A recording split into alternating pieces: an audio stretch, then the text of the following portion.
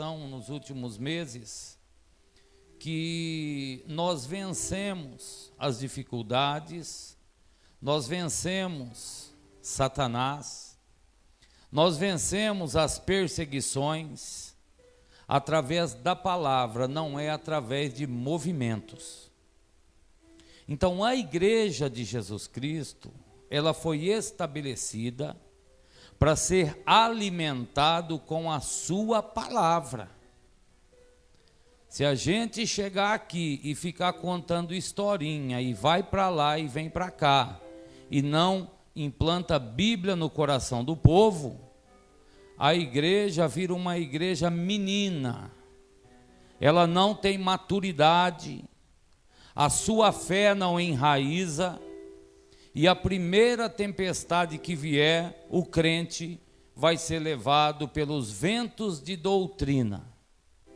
Então, diante do que lemos, este livro é um livro que me chama bastante a atenção, quando Paulo escreve a Tito.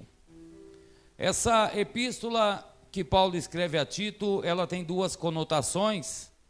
Ela pode ser entendida como uma carta pessoal, uma vez que Paulo está escrevendo para uma pessoa próxima, um companheiro fiel do seu ministério e também um filho na fé. Então isso nos dá o direito de entender como uma carta de orientação pessoal. Por um outro lado, os assuntos que Paulo trata com Tito aqui nessa epístola, também nos dá a entender que isso tem o cunho, que isso tem a forma de expressão de uma carta pastoral, porque Paulo também está ensinando a questão ministerial para Tito. Nós temos um livro pequeno com apenas 3 capítulos, que traz um assunto de suma importância para a igreja atual. Essa carta, ela traz uma manifestação da revelação da graça de Deus. Em meio aos livros tão grandes que a Bíblia contém, com assuntos também muito importantes, profetas reconhecidíssimos, o Senhor escolhe, através da vida de Paulo e da vida de Tito, nos ensinar sobre a graça salvadora nestes 3 capítulos, neste livro com poucas páginas. E ainda nós encontramos um autor de pouca idade. A Bíblia, ela vai dizer que Tito era um jovem cooperador no ministério de Paulo, sendo ele um gentio de origem grega.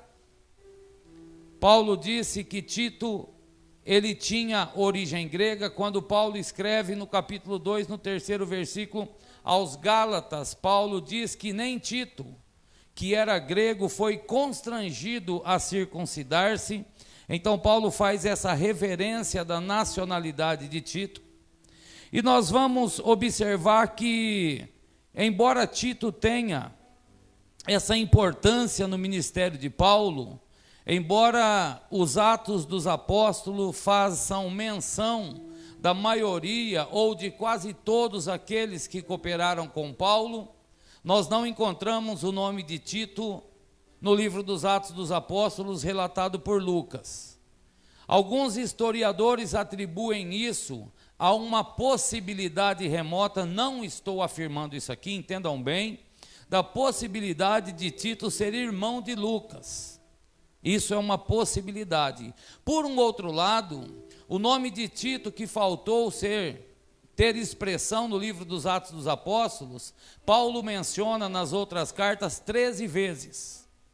E aos Coríntios, Paulo, ele faz uma declaração que o acompanhava Tito, o seu cooperador. Então Tito, ele é conhecido como um cooperador fiel do apóstolo Paulo. Nós vamos entender que o apóstolo Paulo, ele tinha um propósito para cada carta que ele escrevia. Quando Paulo escreve aos Romanos, tem um propósito. Quando Paulo escreve aos Coríntios, ele tem propósito. Por exemplo, Paulo escreveu aos Romanos, uma nação pecaminosa, um povo que desprezava o Criador e dava mais valor à criatura. Nós encontramos isso no primeiro capítulo. No capítulo 12, nós encontramos Paulo fazendo alusão de que os romanos, eles estavam mais preocupados com esse mundo e eles eram conformados com as coisas que o mundo oferecia, uma vez que Paulo declara no capítulo 12, dizendo para os romanos não se conformar com esse mundo, mas para terem uma transformação, uma renovação através do vosso entendimento.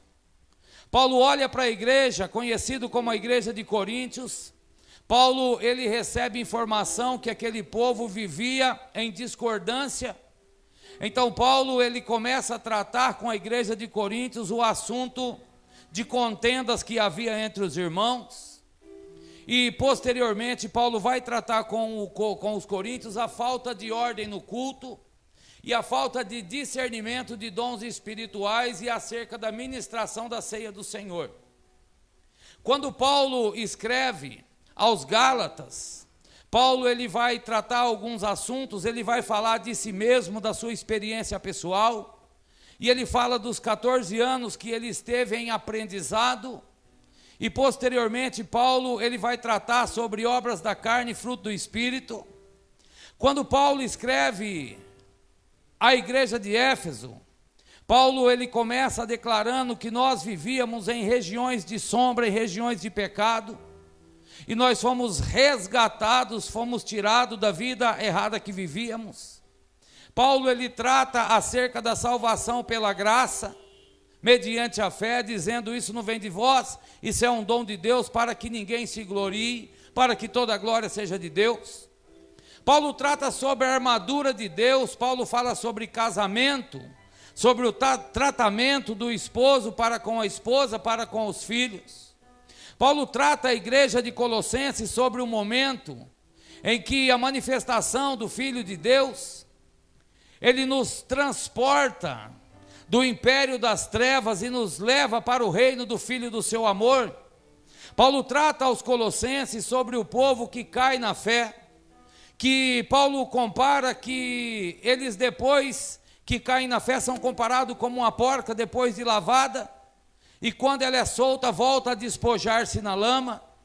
Quando Paulo escreve a primeira carta aos Tessalonicenses e a segunda, Paulo trata alguns assuntos acerca da ressurreição, do arrebatamento e da volta do Senhor Jesus Cristo. Então nós observamos que Paulo ele tem uma linhagem de alertar, de ensinar, através das suas cartas. Paulo escreve a Filemão e ele pede um cuidado sobre a vida de Onésimo. Paulo diz, ele era escravo, eu conheci no cárcere, preguei o evangelho para ele, ele mudou de vida, hoje é meu cooperador, e eu peço que o receba como se estivesse recebendo a mim, e se tiver alguma dívida que ele tenha deixado, eu pago, porque a vida dele foi transformada. Então Paulo traz nas suas escrituras, mas quando Paulo escreve as cartas a Timóteo, que também é conhecida como cartas pastorais, Paulo trata também Timóteo como filho na fé. Então todas as epístolas, todas as cartas que Paulo escreve, ele tem um objetivo.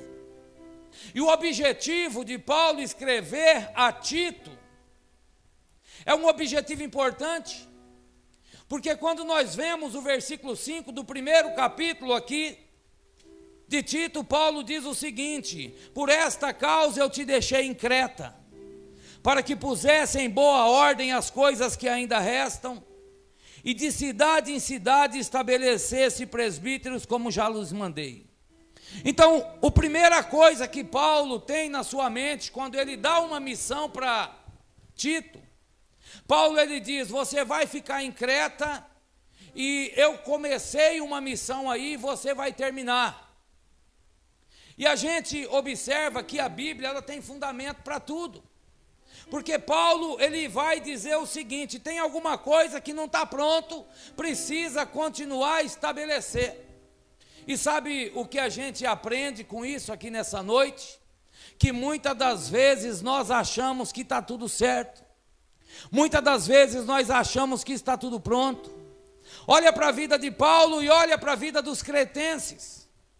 Os cretenses convertidos, um olhando para o outro e dizendo: a nossa vida está pronta, nós estamos preparados, afinal de contas, quem pregou por nós, quem passou por aqui foi Paulo, o pregador dos gentios.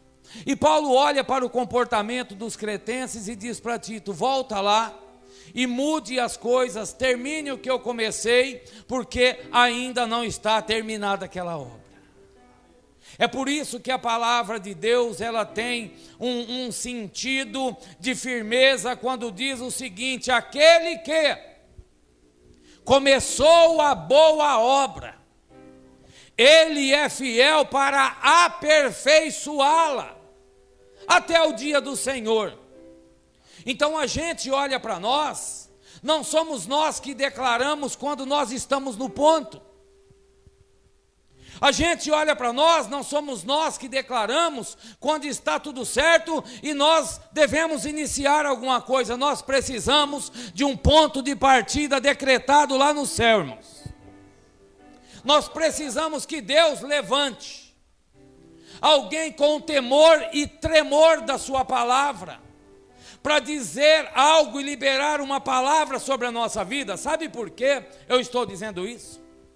Porque hoje as pessoas estão dizendo o que querem para cada tipo de ouvinte. Hoje, para atrair multidão, prega-se o que as pessoas querem ouvir. Hoje, para atrair o público e para sair satisfeito, de cabeça erguida, dizendo: eu preguei e o povo glorificou, a mensagem rompeu. Deixa eu dizer para vocês uma coisa aqui: Jesus Cristo pregava para uma grande multidão. E quando Jesus termina aquele sermão, um olha para o outro e diz: eu não vou ficar aqui, porque este sermão é duro, e quem poderá ouvi-lo? Eu vou dizer algo de Deus para a tua vida aqui. Você que prega, você que testemunha, você que tem um chamado da parte de Deus, preocupe-se em agradar aquele que tem poder para abrir e fechar portas. Não se preocupe, eu vou pregar do jeito que Deus mandar e nunca mais vão me trazer aqui. Fica tranquilo, se Deus tem um chamado, se Deus tem um projeto, quem vai colocar você no altar, quem vai abrir a porta, quem vai fazer tua agenda, é o Deus que criou os céus e a terra. Eu vou além e vou dizer o seguinte: que os maiores pregadores do Brasil, os maiores, que pregam faz 40 anos e nunca tiveram seu nome em escândalo, que são mestres em ensinamento, eu nunca vi nas redes sociais as fotos dele escrito agenda aberta. Sabe por quê?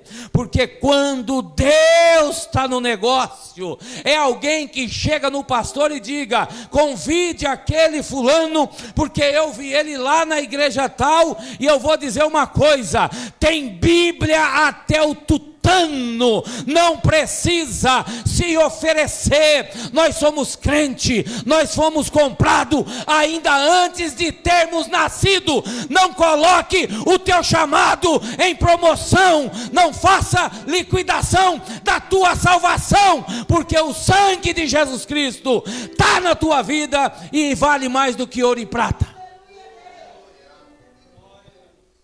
Nós não precisamos nos colocar de prateleiras de liquidação. Nós não precisamos disso. Sabe por quê? Porque ainda não está pronto, falta alguma coisa para melhorar. E Paulo, ele diz: a primeira coisa que eu quero, Tito, é que você chegue em Creta e continue, coloque em ordem o que eu não terminei. Eu não sei se eu estou como pastor terceiro ou quarto pastor desde que fundou aqui essa congregação, mas eu sei que vai vir outro depois de mim e vai ter alguma coisa para ele pôr em ordem. E eu sei que depois dele ainda vem outro e vai ter alguma coisa para pôr em ordem. Sabe por quê? Todo dia tem alguma coisa para pôr em ordem na casa do Senhor e na vida do crente. Vocês sabem por quê? Porque nós não somos perfeitos, porque a nossa vida é dotada de erros e de fracassos. Então todo dia Deus tem alguma coisa para trabalhar na minha vida e na sua vida. Então Paulo disse, começa arrumando, terminando o que não está pronto. E depois, Paulo diz o seguinte, depois que tiver tudo pronto, você vai ajudar no crescimento da fé e no conhecimento da verdade, irmãos. Nós voltamos para o capítulo 1, versículo 1, Paulo diz assim, a Bíblia diz assim, Paulo, servo de Deus, apóstolo de Jesus Cristo, segundo a fé dos eleitos de Deus e o conhecimento da verdade que é segundo a piedade. A igreja de Creta estava cheia de falsos mestres, tinha falsos doutores, tinha pessoas ensinando heresias, tinha pessoas com doutrinas que não era doutrina do céu. E Paulo disse, você bota em ordem e você vai ajudar a igreja a crescer na fé e no conhecimento da verdade. Sabe o que Paulo estava dizendo para Tito? Você vai assumir um negócio e vai ter que trabalhar direito. Sabe por que muitas portas abrem e fecham, cada dia tem uma placa com nome diferente? Porque as lideranças não estão preocupadas em fazer o povo exercitar a fé e conhecer a verdade, irmãos. E você sabe por que tem muitas cadeiras vazias aqui? Porque a verdade, ela não é doce como a mentira. A verdade, ela desmente o mentiroso. A verdade coloca em linha reta aquele que está torto. A verdade, ela mostra ao sol do meio-dia o que está em oculto. E se a igreja de Jesus Cristo não tem quem incentive o exercício da fé, e não tem quem mostre a verdade para o povo, vai estar cheia de mentirosos, vai estar cheia de enganadores. Então Paulo estava dizendo, ensina esse povo a verdade. E isso é um papel difícil na vida do pastor, porque nós temos uma visão ampla da igreja, e a gente sabe claramente do crente que vai embora bicudo, quando a verdade ela é exposicionada aqui. Não dá para nós nos enganarmos. Nós conhecemos, e quando o grande livro for aberto no juízo de Deus, nós não poderemos dizer, eu não sabia, por isso eu fiz. Esta igreja é instruída na verdade, irmão. Essa igreja é incentivada a praticar a fé, e a fé não fingida. Nessa igreja nós ensinamos a andar na fé do Filho de Deus, irmão. O propósito de Paulo para Tito é ensina o povo a andar e crescer na fé e ter o conhecimento da verdade. Paulo disse outra coisa, e depois disso você vai ensinar o povo a calar os falsos mestres. Eu vou dizer uma coisa aqui, talvez alguém não goste. Se alguém não gosta, as coisas que se começar a falar aqui, tem que cortar o som, meu irmão. Tem certas coisas que se o camarada tiver desajuizado e começar a falar, tem que dizer, dá licença, meu filho, devolva o microfone para quem é de direito, senta. Porque Paulo escreveu, olha aqui, o capítulo 1 e o versículo 10, Paulo disse, porque há muitos desordenados, preste atenção, faladores, vãos e enganadores, principalmente os da circuncisão, era o santarrão. E no versículo 11, olha o que Paulo diz para Tito, os quais convém tapar a boca. Se Paulo ensinou para Tito, que para esses falastrão, falsos mestres, criadores de confusão, deve-se calar a boca, por que que o pastor não pode pegar o microfone de volta? Diz para mim por quê. Se a gente não tomar cuidado, o falastrão, eles semeiam uma sementaiada ruim no meio da igreja. E depois dá trabalho tirar de volta o que já foi semeado. Vocês já ouviram a comparação de uma palavra depois de falada? Ela é comparada com uma pedra depois de lançada e com uma flecha depois de atirada. Você pode buscar de volta, estar com a pedra e a flecha na mão, e alguém vai olhar para você e vai dizer assim, pode estar na tua mão, mas que você atirou, você atirou. Então o falastrão precisa ter a boca tapada, irmãos, para não trazer confusão no meio dos irmãos.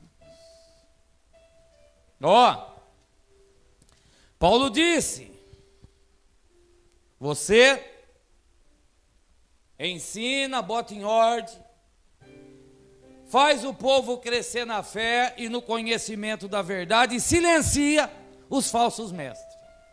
Irmão, esse negócio de falso mestre é coisa muito séria. Aparece gente que é sabido demais na igreja, quer mandar em todo mundo. E por aqui já passou gente assim, mas aqui não se criou não. Não pode, uai. Não pode se criar não. Nós usamos a Bíblia para pregar, nós não somos mais sabidos que ninguém. Eu estou lendo a Bíblia com vocês, amém? Eu estou dando CEP da onde está escrito. Aqui não tem balela não. Pode falar do pastor o que quiser lá fora, mas que tem conversa fiada aqui não vai falar não, vai ser mentiroso. Então Paulo, ele tinha o propósito, e agora o seu propósito é que Tito aprenda, para depois ensinar. Quando nós vemos aqui, o capítulo 1, no versículo 5 a seguir, Paulo está ensinando Tito o que ele deve transferir para os irmãos. Então Paulo diz assim, por esta causa então te deixei em Creta, para que você coloque em boa ordem. Mas no versículo 6, Paulo vai dizer assim, é sobre o estabelecimento de presbíteros. Aquele que for irrepreensível, marido de uma mulher. Sabe o que Paulo está dizendo a Tito? Não pode ter esposa e namorada lá fora. Não pode ter uma aliança com o nome de uma na mão esquerda e o contatinho da outra no celular. Não pode ter esposa e amante, Paulo estava dizendo.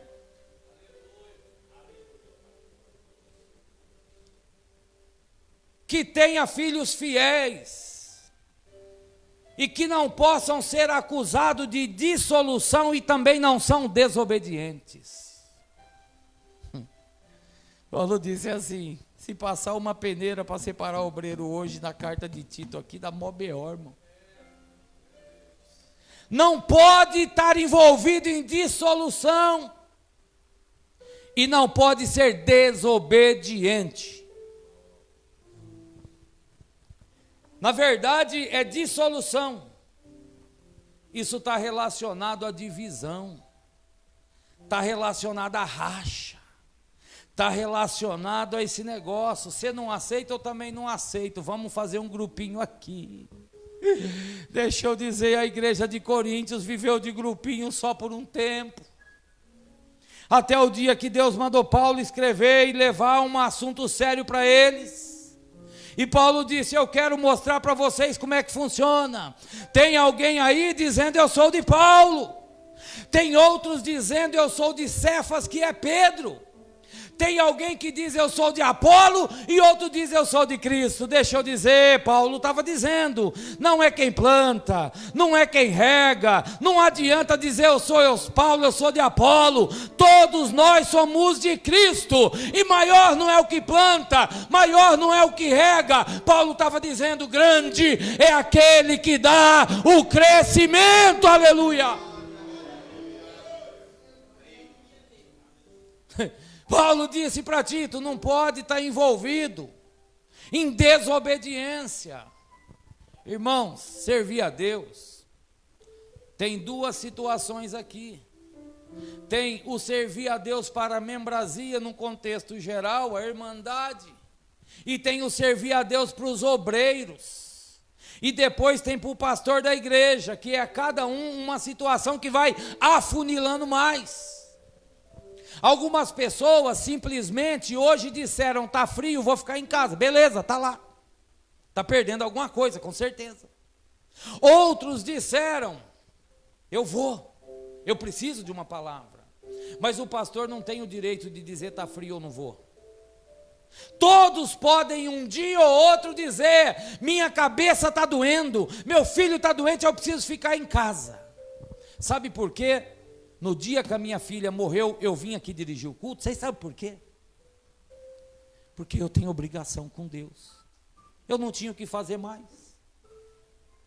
Então é diferente esse negócio. Eu estou falando isso porque se alguém deseja um crescimento ministerial, fique sabendo que você vai viver para a obra de Deus, rapaz.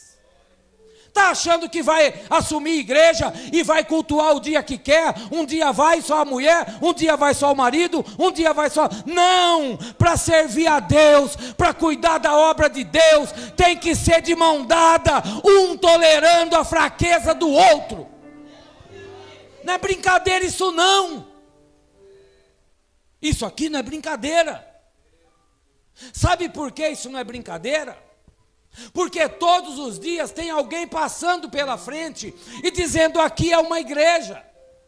Eu vou vir aqui no culto porque a minha alma estava aflita e eu preciso de uma palavra para o meu coração. E quando esse alguém entrar aqui dentro, quem tiver com essa ferramenta na mão, tem obrigação de ser usado para acalmar aquela alma aflita. Não é só bonito, eu estou sentado ali, eu estou bonito lá em cima, não. O negócio é diferente. Então Paulo disse, olha, você precisa aprender, Tito. Aprenda que não pode ser desobediente, porque convém que o bispo seja irrepreensível como dispenseiro da casa de Deus. Não seja soberbo. Crente não pode ser soberbo, irmãos. Sabe por quê?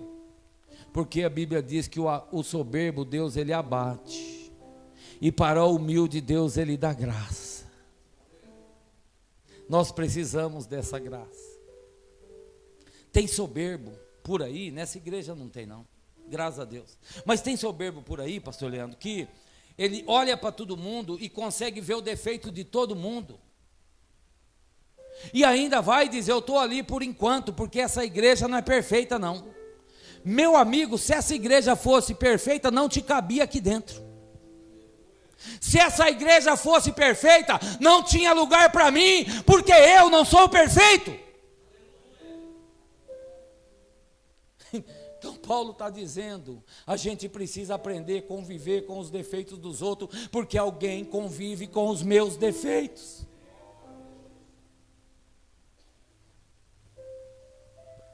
Não seja iracundo. Eu sempre falo isso aqui nos cultos de ensino, irmãos. O crente não pode ser iracundo, aquele que só anda de cara feia. Tem gente que não tem jeito da cara ficar bonita, né, Mauro? Mas se der um sorriso fica melhor, não é? Se der um sorriso melhora, não melhora? A gente precisa demonstrar que em meio a tantas dificuldades, tantos problemas que passamos, nós confiamos que o Senhor pode, na sua hora, no seu momento, mudar o quadro da nossa vida, irmãos. O tempo é dele.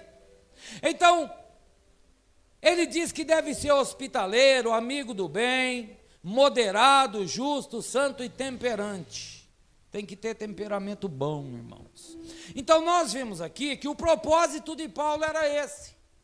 Quando ele escreve para Tito, ele tem o propósito de pôr em ordem, ajudar no crescimento, na fé, da verdade, silenciar os falsos mestres, e diz para Timóteo, para Tito, você aprende e depois você ensina.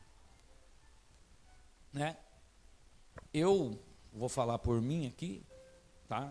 Por mim eu tenho direito de falar, eu não posso falar por outro. Eu tenho uma dificuldade muito grande para dar microfone para pregar aqui para pessoas da casa que não frequentam culto de ensino, escola bíblica dominical. Eu aprendi assim. Não dá para ensinar se não sentar para aprender. Vocês repararam que esse ano não veio ninguém de fora pregar aqui ainda? Só no culto geral, meu irmão, não foi isso? Vocês veem nos cultos de ensino, nos cultos de sexta e nos cultos de domingo, eu trazendo pregadores aqui? Vocês veem eu fazer isso? Eu não faço isso porque eu quero que vocês exercitem o chamado de vocês. Eu não faço isso porque esse prega, aqueles dois prega, ou ali prega, a Selma, os obreiros lá na porta, as missionárias ali, todo mundo prega. Para que eu vou ficar trazendo pessoas aqui se os irmãos, eu conheço a vida dos irmãos? Então não pode. Eu não posso cobrar de quem eu não ensino. E ninguém pode ensinar se não sentar para aprender. Aí a gente vai observar que depois que Tito ele aprende, então nós vamos entender o que Tito deveria ensinar. Porque hoje em dia estão ensinando muitas coisas nas igrejas, mas tem coisas que a Bíblia manda ensinar e não está sendo ensinada. Hoje em dia ensina cada tipo de coisa, irmãos do céu. Tem uns cultos de casal, uns encontros, que é uma benção, mas tem uns que os camaradas vai além do limite do cabível. Então nós temos que usar as oportunidades da casa de Deus, com a Bíblia aberta, para ensinar o que a Bíblia manda ensinar. E se a gente sair perguntando por aí, tem ancião, pessoa de idade, que não sabe qual é a função dele na igreja. Tem irmãs que já são senhoras, que não sabem o papel delas na igreja. Tem as irmãs que são novas, recém-casadas, que não sabem o papel delas na igreja. Tem jovens homens que não sabem o papel deles na igreja. Porque algumas pessoas não aprendem e não podem ensinar. Então Tito ele precisa ensinar algumas coisas na igreja. E a primeira coisa que Tito vai ensinar na igreja, ele vai ensinar como se deve comportar um ancião, uma pessoa de mais idade na igreja. Porque não adianta, cada um tem um tipo, a Bíblia diz que há tempo determinado para todas as coisas. Tem pessoas que não vai conseguir seguir o ritmo desses meninos mais novos. E tem pessoas que seguem o ritmo dos mais novos e critica quem não segue. E Paulo ele deixou bem claro em uma outra carta: o que come não julga o que não come. Cada um no seu tempo, cada um na sua hora, cada um na sua chamada. Teve uma época que eu me incomodava com algumas coisas na igreja, eu me incomodava muito. Me incomodava. E aí, eu comecei a orar e falei, Deus, o que eu vou fazer? Eu não consigo ficar assim. E aí o Espírito Santo falou no meu coração a seguinte frase: aprenda a entender o limite de cada um. Pronto, acabou. O limite do crente é igual ao carro. Tem carro que vai de 0 a 100 em 1 minuto.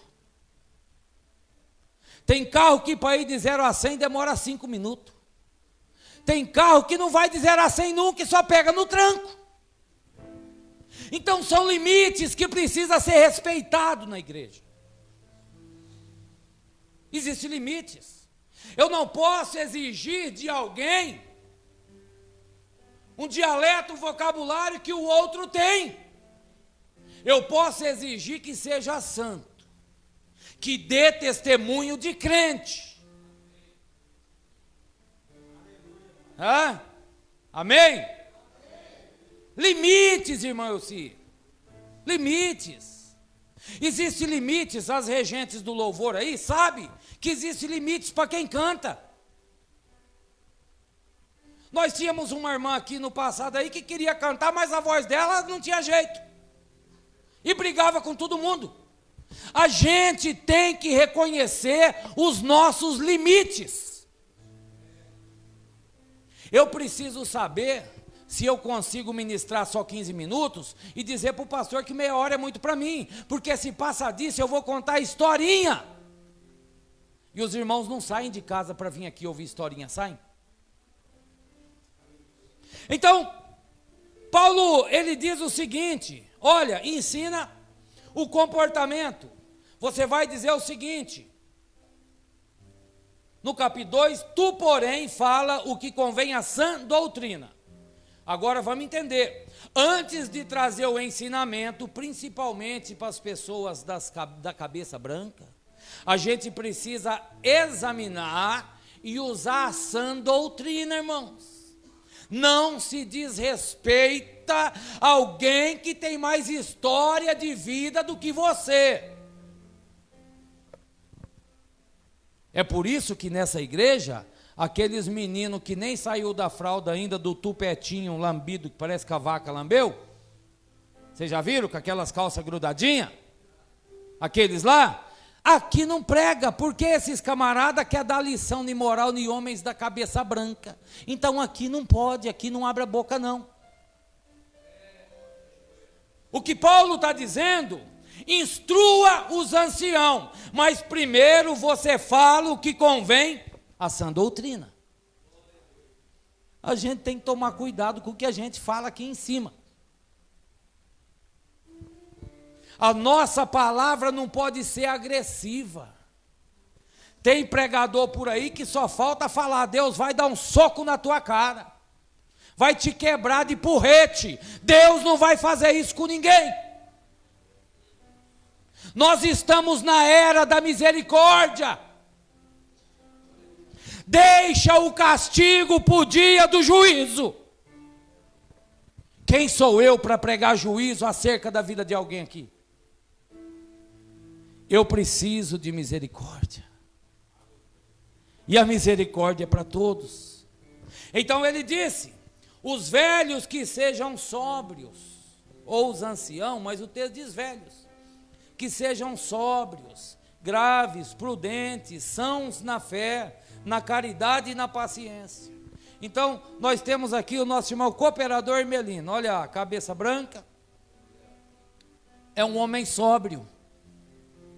Sabe, quando fala de sobriedade aqui, não está falando de consumo de bebida alcoólica, não. Essa sobriedade é ter juízo no que fala. Você já viu o camarada que toma umas e depois fala, eu tinha bebido, por isso que eu falei, não era para ter falado. Esse não é sóbrio. Quando a Bíblia fala dos nossos anciãos ser sóbrio, é que tem que saber o que fala. Tem que ser manso no falar, tem que praticar a bondade, irmãos, e tem que ser são na fé. A pessoa sã na fé é uma pessoa que ela tem fé para cultuar. Todo dia que dá certo, irmãos. Vocês sabem, eu vou usar o nosso irmão, o senhor dá licença, viu? Como exemplo. Mas quando eu chego para a escola bíblica, ele e a irmã Maria, dois velhinhos ali, me perdoe falar dessa forma, mas eles já abriram a igreja, já varreram a calçada e estão esperando para mim estacionar o carro. Quando eu chego no culto da oração na segunda-feira, o nosso irmão já está aqui também com a igreja aberta. Está chovendo, está fazendo frio, da cabeça branca ali, aquele irmão ali. Quando chega no culto da quarta-feira, ele chega aqui bem mais cedo, ele abre a igreja, bota as cadeiras lá, para guardar a vaga para os nossos carros que vamos chegar depois. Liga o ar-condicionado, liga o ventilador, varre a frente. É porque é ação na fé. Você vê que um crente é ação na fé com os comportamentos, tem horário para chegar, chega, se comporta dentro do culto, não tira a atenção do outro, porque está preocupado em ver a sua fé florescer. Então, Paulo disse, você ensina os velhos que eles têm que ser pacientes e também na caridade. O nosso irmão, ele pratica o amor aqui na igreja. Quem aqui ganhou uma balinha hoje, a hora que chegou no culto? Quem chegou depois que ele já estava aqui dentro, não ganhou. Mas todo dia, todo culto, ele dá uma balinha para os irmãos e dá umas balinhas para mim. Todo culto. Ele vive de aposentadoria, de salário mínimo. E ele compra com o dinheiro dele essas balinhas, irmãos. E não tem um culto que ele não dá balinha para quem chega e para quem passa na calçada da igreja. Isso é sobriedade, é ser são na fé e praticar a caridade. O Senhor continue assim, viu, meu irmão? Continue assim. Sabe como é que é? Por um outro lado, tem pessoas que não têm coragem de dar uma bala para o outro, avareza.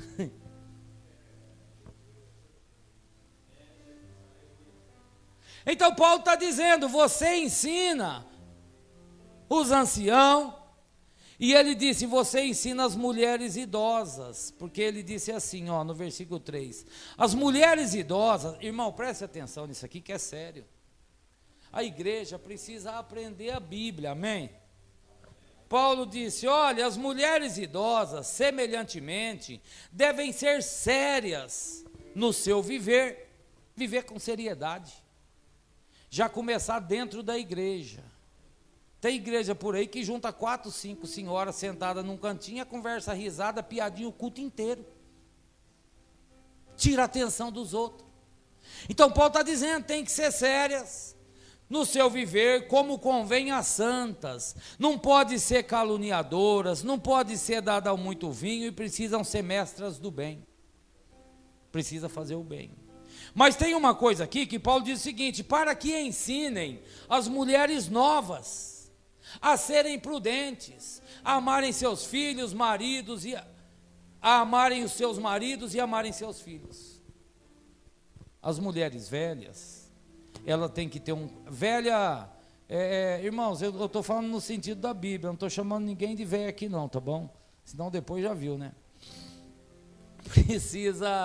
Depois eu pego eu lá fora, me perdoe em nome de Jesus.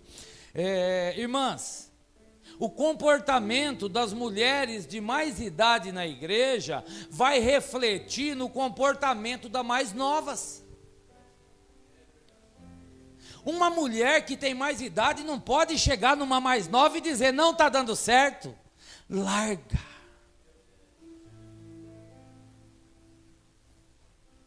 E tem tanto disso no meio das mulheres de Deus por aí afora. Você é uma santa, esse homem não é para você não. Ó Deus agora falando na boca da irmã.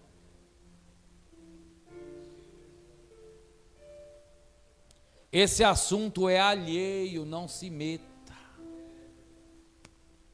Então as mais novas, elas devem aprender com as mais velhas, então as mais velhas têm que ter o que ensinar. E Paulo disse assim, ó, vocês aprendam a serem moderadas, serem castas, boas donas de casa, sujeitas ao marido, a fim de que a palavra de Deus não seja blasfemada. Irmãos, nós estamos tratando um assunto aqui de ensinamento que Paulo passa para Timóteo. A palavra sujeição, sujeitar-se, não quer dizer que você vai se tornar escrava do seu marido, pelo amor de Deus, gente. Quer dizer que você não pode estufar o peito e conversar igual o homem com ele. Na hora da discussão, quer conversar igual o homem, mas na hora de ganhar as flores... Sujeição é entender o papel de cada um. Sujeição é cada um fazer a sua obrigação. E isso, se as mais de idade não ensinarem, as mais novas vai crescendo. Tem uma igreja por aí que a pastora não casa de jeito nenhum e fica ensinando as irmãs que não tem que casar. Casar para quê? Não precisa de homem não. Eu não estou entendendo que igreja que é essa.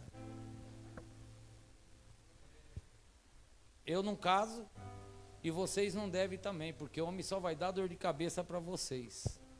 Que rolo, que balaio de gato que é esse? Isso não é coisa de se ensinar para as mais novas? Ensine para as mais novas que Deus deixou uma ordenança. Deixe pai e mãe, une-se a uma mulher, torne-se uma só carne.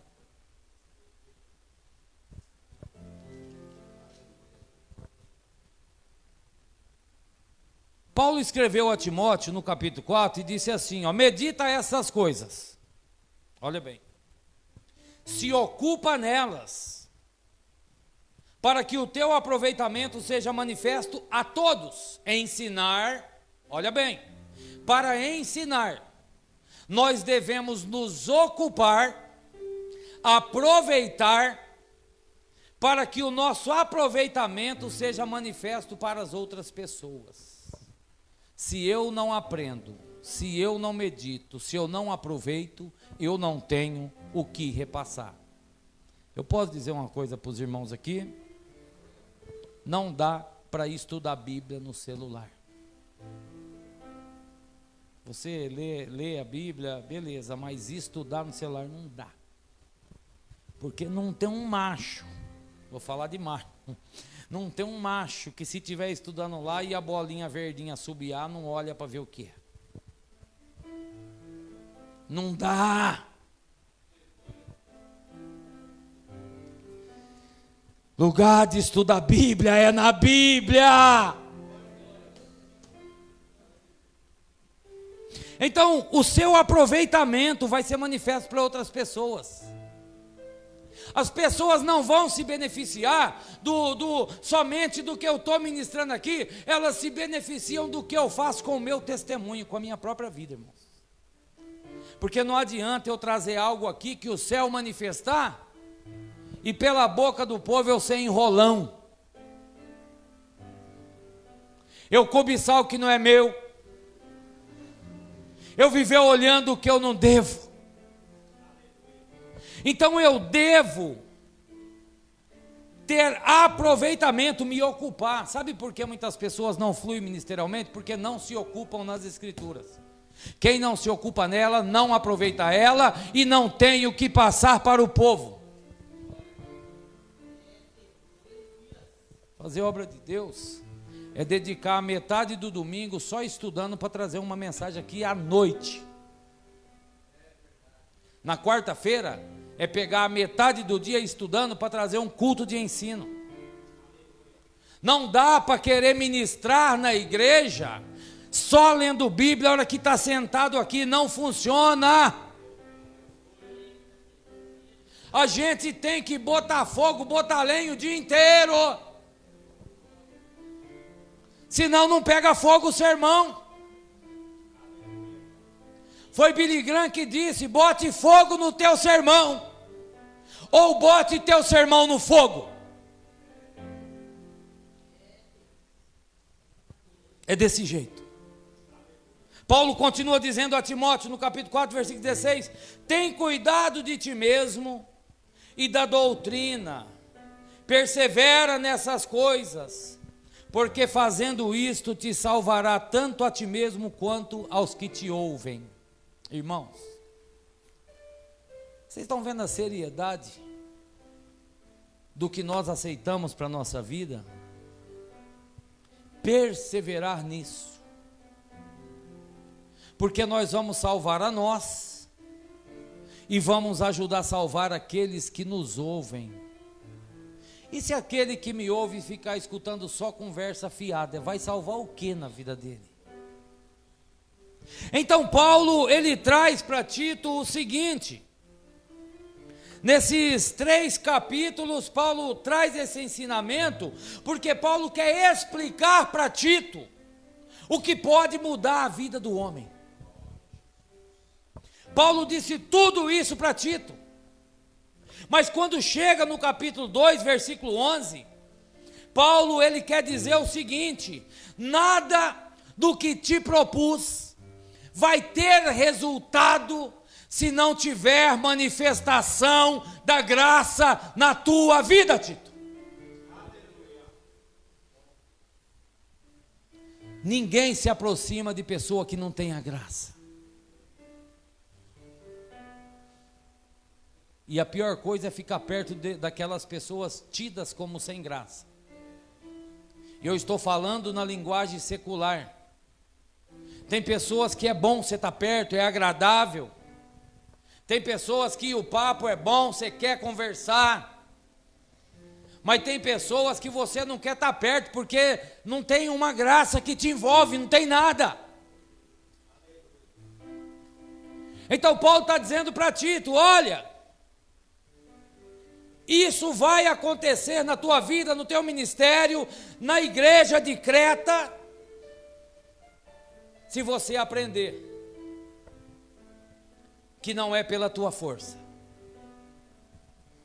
Se você aprender que não é pela sabedoria que você adquiriu me acompanhando nessa jornada ministerial. Você precisa aprender agora o seguinte, Tito: você só vai ser aceito nesse povo, e esse povo só vai mudar o seu pensamento, seu comportamento, se eles olharem para a tua vida e ver a graça de Deus na tua vida.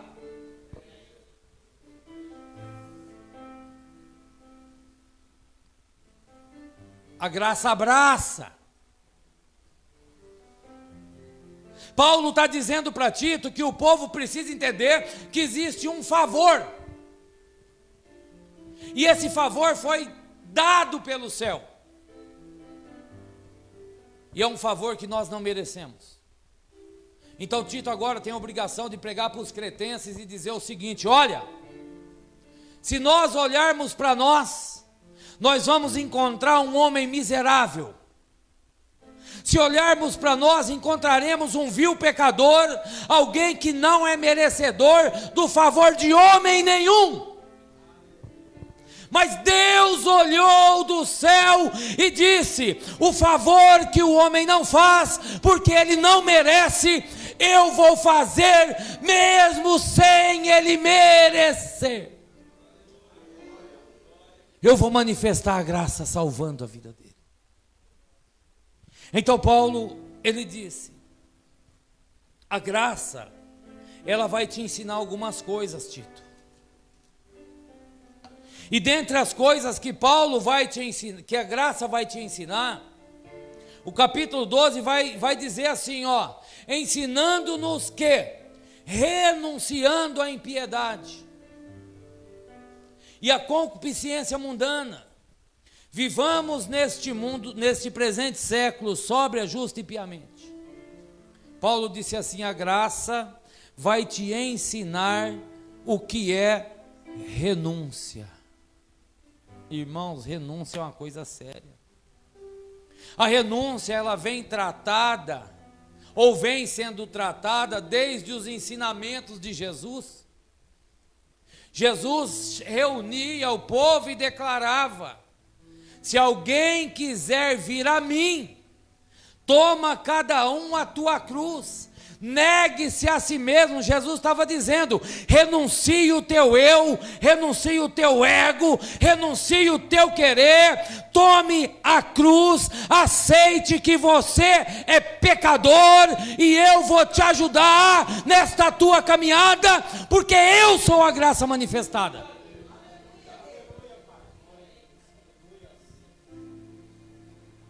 Paulo estava dizendo: a graça vai ensinar a renúncia, a graça vai ensinar a viver neste século de uma forma sóbria, de uma forma justa e sendo praticantes da piedade. Irmão, sem a graça de Deus, nós somos crente meia tigela. Nós não temos sobriedade, nós não somos sãs na fé, nós não praticamos a caridade nem a justiça. Sem a graça, o crente vive dessa maneira. Então Paulo ele vai dizendo: a graça vai nos ensinar a renunciar, e a graça vai nos ensinar a não amar o mundo. A Bíblia ela diz: não ame o mundo, não ame o que no mundo há, porque se alguém amar o mundo, o amor do Pai não está nele. Se alguém não tem o amor do Pai, não tem a graça. Porque a graça é a manifestação do Filho. Deixa eu dizer uma coisa para vocês aqui. Estou terminando aqui. Escute bem. Vocês já viram falar daqueles filhos que o pai tira do testamento? Perde a herança. Vocês viram aquele apresentador famoso da Rede Globo que morreu, Cid Moreira? Tirou o filho do testamento por motivo de briga deles. Se a gente perde o amor do pai, nós saímos do testamento. E a maior riqueza que o testamento de Deus pode deixar para um homem pecador como eu, chama-se graça salvadora. Não tem algo mais valioso que o testamento de Deus pode fornecer para a minha vida, a não ser a graça. Quando alguém não tem o amor do Pai, e esse alguém está fora do testamento, como vai ser a salvação dessa pessoa? Se a Bíblia ensina que nós somos salvos pela graça, mediante a fé, isso não vem de nós, isso é um dom de Deus. Isso é dom de Deus para que ninguém se glorie. Sabe o que a Bíblia quer dizer? Que nós nesta noite devemos reconhecer que toda honra, toda glória, todo louvor pertence ao Senhor dos exércitos. Se nós estamos aqui limpinhos, bem vestidos, cabelo cortado, com perfume, é porque a graça nos alcançou, mas a glória continua sendo dele.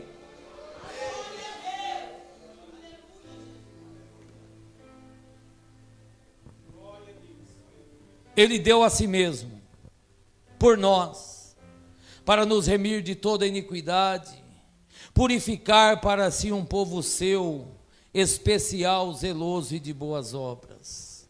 O povo de Deus é um povo especial. O povo de Deus é um povo, tem que ser um povo zeloso, porque Deus é Deus zeloso. E o povo de Deus tem que ser zeloso de boas obras. Isso quer dizer que eu tenho que zelar pelo que é bom. Eu tenho que zelar em fazer o que é bom. Eu preciso ter prazer e me empenhar em fazer boas obras. E Paulo termina o capítulo 2 dizendo para Tito: fala isto e exorta, repreende com toda a autoridade, Paulo está dizendo. E ninguém te despreze por isso. Amém? Deus abençoe em nome de Jesus.